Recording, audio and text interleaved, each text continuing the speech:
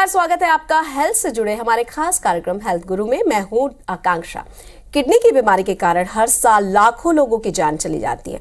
दुनिया भर में किडनी से संबंधित बहुत सारी बीमारियां हैं। मौतों का छठा सबसे बड़ा कारण भी किडनी के फेलियर होने के कारण होता है।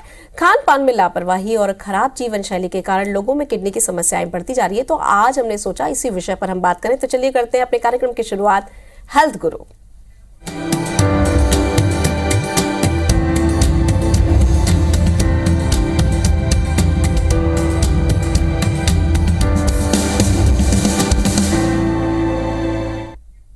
आज हम अपने कार्यक्रम में किडनी से जुड़ी हुई बीमारी, उसके बचाव और लक्षण के बारे में जानेंगे। तो चलिए कार्यक्रम की शुरुआत करते हैं। इस विषय पर अधिक जानकारी देने के लिए बतौर विशेषज्ञ हमारे साथ है मेडिशाइन हॉस्पिटल से डॉक्टर करण सराफ, डीएम नेफ्रोलॉजी।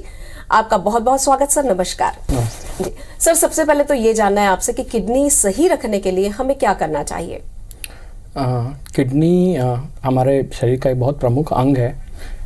2 किडनी होती है हमारे शरीर में, और सही स्वस्थ रखने के लिए जैसे आपने पूछा है जी। तो बेसिकली अगर हम लाइफस्टाइल की बात करें तो लाइफस्टाइल से रिलेटेड बहुत सारी चीज़ें हैं जिसमें हम चेंजेस करें और एक सही लाइफस्टाइल तो हमारी किडनी अच्छी रह सकती है। जैसे अगर कोई डायबिटीज़ का पेशेंट है तो वो अपना शुगर्स को कंट्रोल रखे। अगर कोई हाई ब्लड प्रेशर का पेशेंट है वो अपनी किडनी ब्लड प्रेशर कंट्रोल में रखे। खान पान में नमक का सेवन हम कम करें, और पानी की मात्रा बहुत इंपॉर्टेंट होती है। जो हम यूजुअली एटलीस्ट अगर हमारे को 1.5 से 2.5 लीटर के बीच में अगर हम पानी रेगुलर पीते हैं तो वो हमारे किडनीज़ के लिए बहुत अच्छा है। अदरवाइज़ हमारी लाइफस्टाइल में जैसे टोबैको है, स्मोकिंग है, अल्कोहल है, ये भी अगर हम बचें, इनसे अवॉइड करें तो वो भी हमारे ओवरऑल किडनी हेल्थ के लिए बहुत ज़रूरी होता है। जी डॉक्टर साहब, आपने कहा कि खान पान का तो हमें ध्यान रखना है, पानी का भी ध्यान रखना है। तो बहुत जगहों पर ये भ्रांतियां भी है कि गर्म पानी पीने से हमारी किडनी पर उसका इफेक्ट पड़ता है। तो क्या वास्तव में गर्म पानी हमारी किडनी को नुकसान पहुंचाता है? नहीं, ऐसा तो कुछ नहीं है। पानी के टेम्परेचर से किडनी के ऊपर तो कोई ऐसा इफेक्ट नहीं होता है। टेम्परेचर से रिलेशन नहीं होता है यूजुअली। जी। जैसा कि आपने कहा कि 2 किडनी होती है, तो एक किडनी के खराब होने से भी क्या दूसरी किडनी के सहारे भी सरवाइव किया जा सकता है? जी बिल्कुल। यूजुअली अगर किसी पेशेंट में 2 किडनी है और किसी कारणवश अगर उसकी एक किडनी खराब हो रही है या खराब हो चुकी है, यूजुअली जिसमें मुख्यतः कारण होते हैं स्टोन्स, किडनी स्टोन्स का होना, जिसमें एक किडनी पूरी तरह से खराब हो सकती है कभी कभी। ऐसे केसेस में एक किडनी भी अगर पेशेंट को फुली फंक्शनल है तो वो अपनी पूरी लाइफ एक किडनी से वो पूरी नॉर्मल लाइफ जी सकता है वो अपनी। जी। डॉक्टर साहब, क्रोनिक किडनी के जो लक्षण होते हैं वो क्या होते हैं? क्या किसको बोलते हैं हम chronic kidney? Chronic kidney disease हम यूजुअली ऐसे ये एंटिटी तब हम यूज़ करते हैं किसी पेशेंट के लिए जब उसकी किडनी की फंक्शनिंग पिछले 3 महीने से अफेक्टेड है, 3 महीने या उससे ज़्यादा से अफेक्टेड है, जिसमें उसकी किडनी कम काम कर रही है, जिसके उसके जो किडनी के पूरे फंक्शंस हैं, पूरे फंक्शंस 3 महीने से अफेक्टेड हैं और कम काम कर रहे हैं, तब हम उसको बोलते हैं क्रोनिक किडनी डिजीज़। यूजुअली इसको भी हम 5 स्टेजेस में ही डिवाइड करते हैं, स्टेज 1, 2, 3 एंड 4 एंड 5। जो स्टार्टिंग में जो हम ट्रीटमेंट अगर हम डायग्नोस कर लें तो हम बहुत अच्छे से हम बहुत अच्छे से इन CKD के पेशेंट्स को हम बहुत अच्छे से मैनेज कर सकते हैं अर्ली स्टेजेस में अगर हम डायग्नोस कर लें। बट अगर हम पेशेंट हमारे पास एंड स्टेज में आता है जिसमें स्टेज 5 जिसको बोलते हैं, उस केसेस में यूजुअली या तो पेशेंट्स को ऐसे मतलब या तो डायलिसिस की जरूरत पड़ती है या फिर किडनी ट्रांसप्लांट की जरूरत पड़ती है। जी। और डॉक्टर साहब, जब भी कोई बीमारी होती है ना तो वो कुछ ना कुछ लक्षण दिखाती है। तो जब किडनी खराब हो रही है या उसमें डैमेज हो रहा है तो ऐसे कौन कौन से लक्षण हमारे शरीर में नजर आएंगे जिससे हमें समझ जाना चाहिए कि अब किडनी पर इसका इफेक्ट हो रहा है? किडनी के बीमारियों के कुछ मुख्य लक्षण होते हैं जिनको देख के हम जिनके बारे में अगर हमको नॉलेज हो तो हम बहुत अच्छे से समझ सकते हैं कि ये किडनी की बीमारी है। जैसे कि सबसे मुख्यतः तो इसका लक्षण होता है सूजन आना, जिसमें आंखों के आसपास सूजन आ सकती है और पैरों में सूजन आ सकती है। अगर इसके बाद हम देखें पेशाब में कमी आना, पेशाब में लालपन आना, पेशाब में झाग आना, भूख कम लगना, चलने फिरने में सांस भर जाना, उल्टी जैसा लगना या उल्टी होना, ये मुख्य लक्षण होते हैं। जी। डॉक्टर करण, अब ना एक सवाल मन में ये उठा है कि जब हमको कुछ लक्षण नजर आ गए तो कई बार ऐसा होता है कि घर पर भी कुछ ना कुछ हम शुरुआत कर देते हैं, प्रारंभिक उपचार जिसे हम कहते हैं। तो प्रारंभिक रूप से कैसे हम जांच करें कि हमारी किडनी जो है वो इफेक्ट हो रही है? अगर कभी भी आप ऐसे पेशेंट्स को, ऐसे जिसको लक्षण आ रहे हैं, उनको नज़दीकी अपने डॉक्टर से ज़रूर पहली बात तो कंसल्ट करना चाहिए, अपने नज़दीकी नेफ्रोलॉजिस्ट से। वो यूजुअली इसमें हम पूरा सीरीज़ ऑफ टेस्ट होते हैं। अगर इसमें ऐसे पेशेंट्स होते हैं तो जिसमें हम ब्लड में सीरम क्रिएटिन कर सकते हैं, यूरिन रूटीन एंड माइक्रोस्कोपी होती है, सोनोग्राफी करके हम चेक कर सकते हैं। ये यूजुअली ऐसे अर्ली इन्वेस्टिगेशंस हैं जिससे हम किडनी की बीमारी में पता कर सकते हैं किडनी के बारे में। जी डॉक्टर साहब, ऐसा कहा जाता है कि डायलिसिस जो है वो थोड़ा सा फायदेमंद हो सकता है, तो क्या है डायलिसिस और क्या वास्तव में डायलिसिस का बेनिफिट कुछ मिलता है? डायलिसिस यूजुअली हम उन पेशेंट्स में करते हैं जिनकी किडनी पूर्ण रूप से ख़राब हो चुकी होती है, जिसको हम स्टेज 5 CKD भी बोलते हैं या एंड स्टेज रीनल डिजीज बोलते हैं। इन पेशेंट्स में हमको या तो किडनी डायलिसिस की ज़रूरत पड़ती है या किडनी ट्रांसप्लांट की ज़रूरत पड़ती है। अब डायलिसिस एक प्रक्रिया होती है जिससे ये एक maintenance form of maintaining kidney health है, बॉडी ओवरऑल हेल्थ है। क्योंकि अगर किडनी आपकी काम नहीं कर रही है तो जो dialysis is just a substitute, वो उसके बदले जो मशीन के पद्धति के द्वारा हम खून की सफाई करते हैं, जो हमारे किडनी का काम होता है। खून और जो एडिशनल हमारे बॉडी में फ्लूइड होते हैं वो भी डायलिसिस के थ्रू ही बाहर आते हैं। तो डायलिसिस की अगर किडनी नहीं काम कर रही है तो मिनिमम हफ्ते में 2 और 2 से 3 डायलिसिस की जरूरत हफ्ते में हमको रेगुलर जरूरत पड़ती है, जिसको हम बोलते हैं मेंटेनेंस थेरेपी।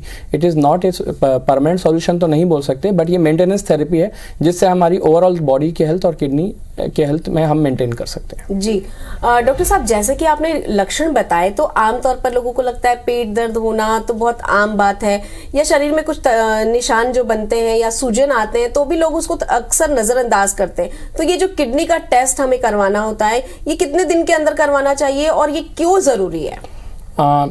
कितने दिन के लिए, अगर आप जैसे सवाल किया है, तो यूजुअली अगर हम हाई रिस्क ग्रुप्स देखें, जिसमें हाई रिस्क ग्रुप्स होते हैं जो यूजुअली जो डायबिटिक्स होते हैं, हाइपरटेंसिव पेशेंट्स होते हैं, एज अगर उनकी 40 से ज़्यादा है, तो इन पेशेंट्स को एटलीस्ट साल में एक बार तो अपने किडनी फंक्शंस चेक कर लेना चाहिए। जो पहले के कोई जिनके किडनी स्टोन्स की जिनकी हिस्ट्री है, जिनकी फैमिली हिस्ट्री है, जिनकी खुद की भी किसी को प्रीवियसली किडनी स्टोन हुआ है, वो अपने किडनी फंक्शंस चेक कर सकते हैं। जिनको खुद कभी किडनी कोई प्रॉब्लम पहले रही हो बट वो उससे रिकवर कर गए हो, वो भी अपने आप को रेगुलर बीच बीच में उनके किडनी फंक्शंस चेक करते रहना चाहिए। जी अच्छा, कैसे पता चलेगा डॉक्टर साहब की किडनी स्वस्थ है या नहीं? जैसा कि आपने कहा कि रेगुलर फंक्शनिंग का चेकअप कराएं, क्योंकि आमतौर पर जब तक लोग बीमार नहीं पड़ते वो डॉक्टर के पास जाते नहीं है। तो ये जो रूटीन चेकअप को अपने लाइफ में शामिल करना है, तो ये किस तरह से लोग कर सकते हैं? रूटीन चेकअप में जैसे सिम्टम्स के बारे में जैसे बताया, तो सिम्टम्स अगर हमको नॉलेज में है तो हम डेफिनेटली उससे तो अलर्ट रहेंगे ही।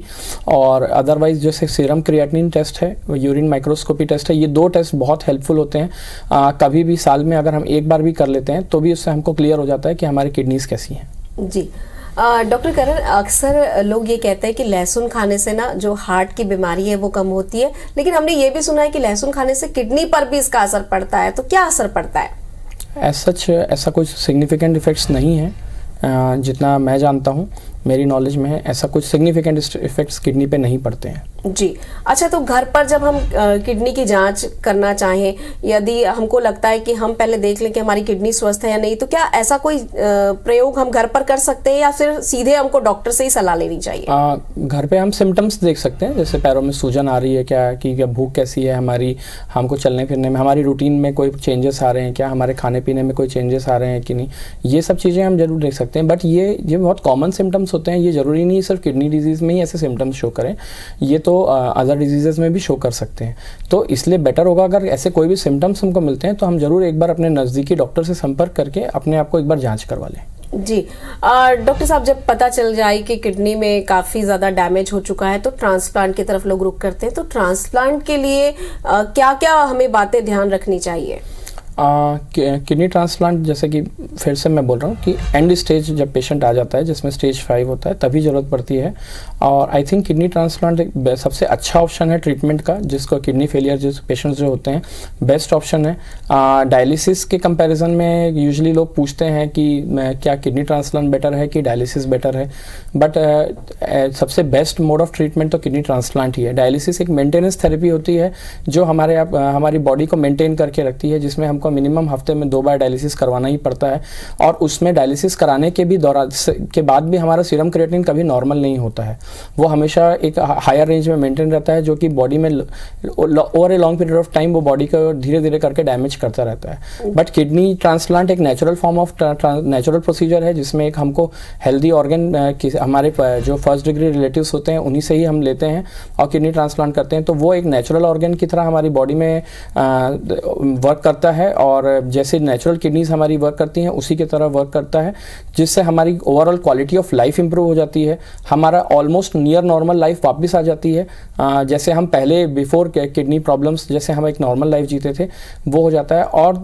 जैसे डायलिसिस के पेशेंट में बहुत सारी तरह से रिस्ट्रिक्शंस होते हैं, जैसे पानी कम पीना पड़ता है, नमक का सेवन कम करना पड़ता है, बहुत सारे फूड रिस्ट्रिक्शंस होते हैं, फ्रूट्स रिस्ट्रिक्शंस होते हैं, तो ये सब रिस्ट्रिक्शंस भी हम धीरे धीरे करके ट्रांसप्लांट के पेशेंट्स के बाद ये सब रिस्ट्रिक्शंस की ज़रूरत नहीं पड़ती है, तो वो बेसिकली अपने नियर नॉर्मल लाइफ जीते हैं, और क्वालिटी ऑफ लाइफ ज़्यादा अच्छी है किडनी ट्रांसप्लांट पेशेंट्स। जी, फिर भी लोगों के मन में ये भ्रांति है या फिर एक भय होता है कि ट्रांसप्लांट के बाद भी वो सक्सेसफुल हुआ या नहीं। जो लोग ट्रांसप्लांट के लिए रेडी होते हैं, कई बार वो मेंटली प्रिपेयर नहीं हो पाते, एंड टाइम पर वो मुकर जाते हैं, तो ये ट्रांसप्लांट कितना सेफ है सर? ट्रांसप्लांट बहुत ही सेफ प्रोसीजर है, और ये ट्रांसप्लांट आज से नहीं हो रहा है। जो हमारे ओवरऑल जो सबसे फर्स्ट ट्रांसप्लांट हुआ था वो 24 दिसंबर 1954 को हुआ था, और आज से तब से लेकर आज तक लाखों ट्रांसप्लांट हो चुके हैं, और वो सभी ट्रांसप्लांट सक्सेसफुल ही रहे हैं, जिसमें पेशेंट की life, quality of life improve होती है।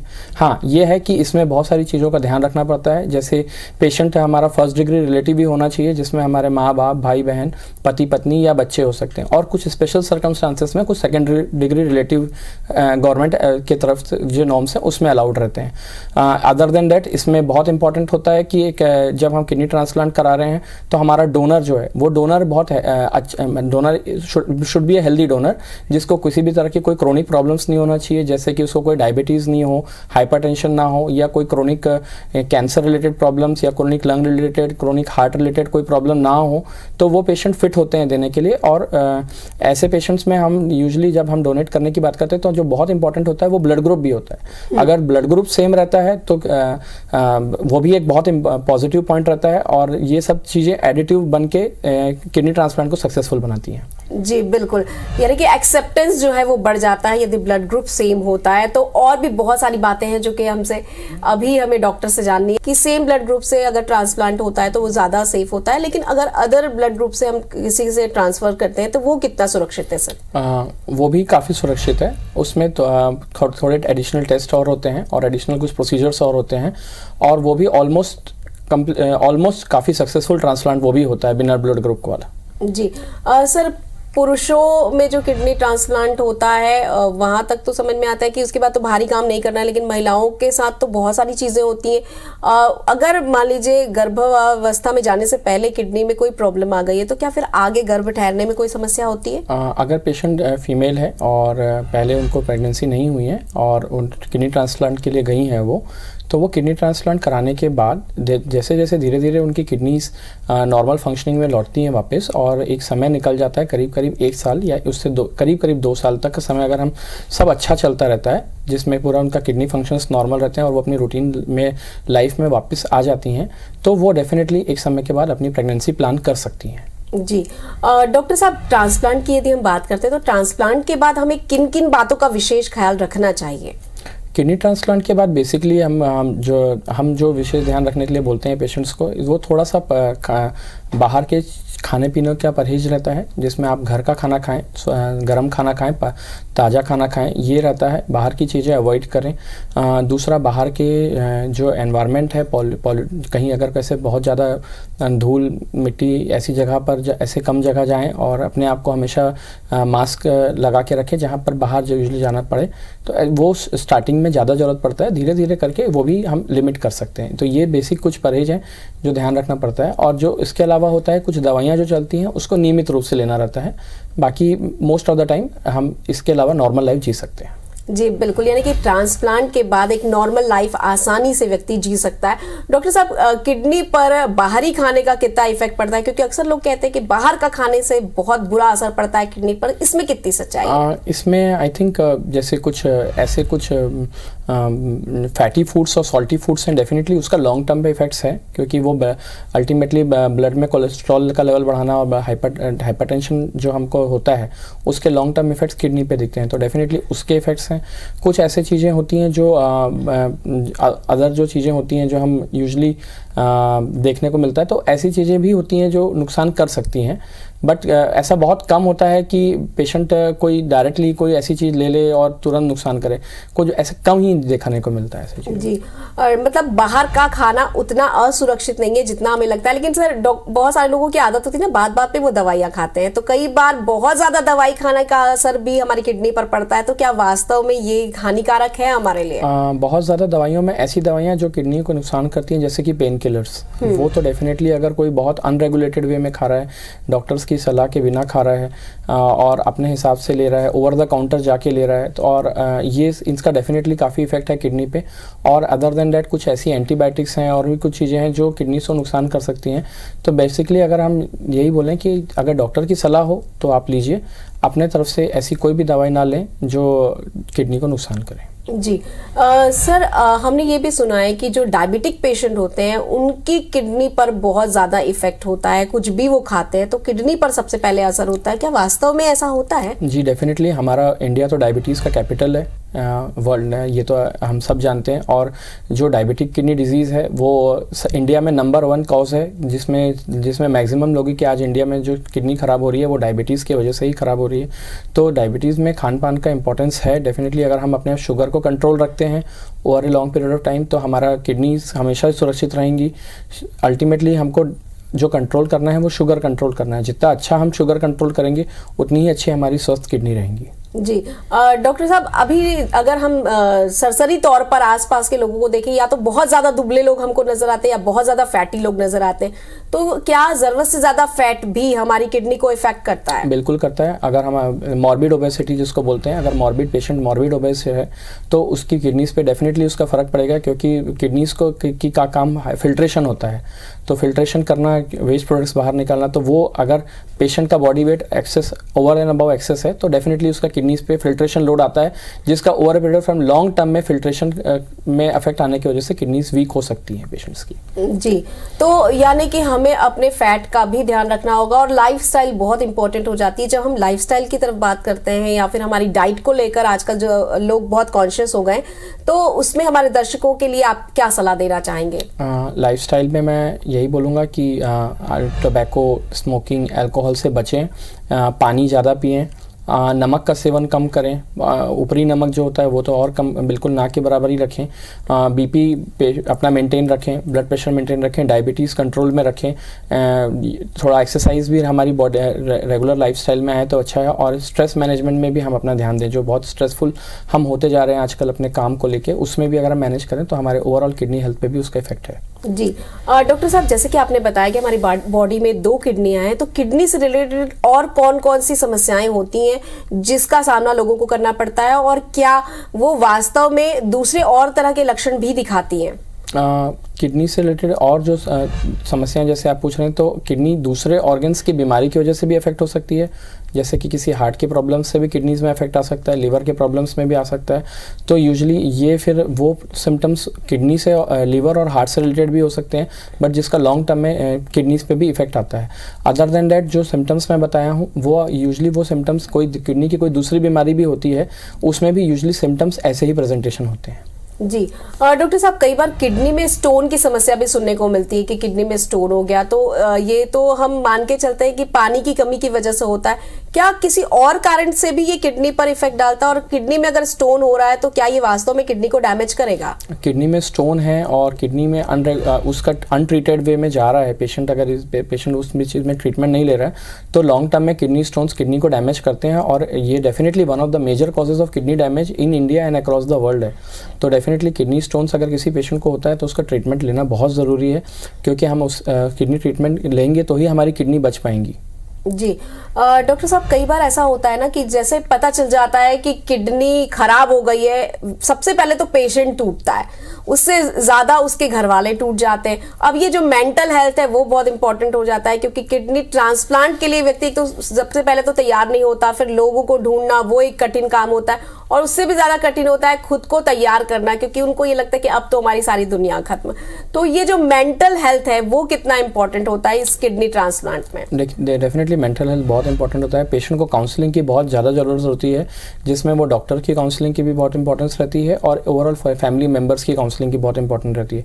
एक पॉजिटिव सपोर्ट अगर पेशेंट को मिलता है तो डेफिनेटली वो अपना माइंड मेकअप कर सकता है किडनी ट्रांसप्लांट के लिए। और मैं डेफिनेटली आपको एक बात बताना चाहूँगा, जहाँ तक ये मेंटल इश्यूज़ तो हम ऐसे मैनेज कर सकते हैं, बट यूजली फाइनेंशियल इश्यूज़ भी होते हैं पेशेंट्स को, जिसमें कॉस्ट के लिए पेशेंट्स हमेशा परेशान रहते हैं। बट अगर आप देखेंगे तो kidney transplant is more cost effective than kidney transplant than dialysis, because dialysis अगर एक लाइफ लॉन्ग थेरेपी आप लेते हैं तो लाइफ लॉन्ग थेरेपी में जो डायलिसिस का कॉस्ट आपको पड़ता है उससे बहुत कम खर्चे में किडनी ट्रांसप्लांट हो जाता है, जो कि वन टाइम आपको लगता है। तो वो भी एक बहुत अच्छी चीज़ है कि जिसमें हम पेशेंट्स को डायलिसिस से ना किडनी ट्रांसप्लांट के लिए ज़्यादा इंकरेज करें, और मेंटल सपोर्ट डेफिनेटली फैमिली का भी मिलना चाहिए और डॉक्टर्स का भी मिलना चाहिए उसको। जी, इतनी महत्वपूर्ण जानकारी देने के लिए और ये बताने के लिए कि ट्रांसप्लांट बहुत सेफ है, इसके लिए आपका बहुत बहुत शुक्रिया। दर्शकों, हम आशा करते हैं कि यदि किडनी से रिलेटेड किसी समस्या से आप जूझ रहे हैं या आपका कोई परिचित जूझ रहा है तो आप उन तक ये जानकारी जरूर पहुंचाएंगे। किसी और विषय के साथ होगी आपसे मुलाकात, तब तक कीजिए थोड़ी सी प्रतीक्षा, थोड़ा सा इंतजार। नमस्कार।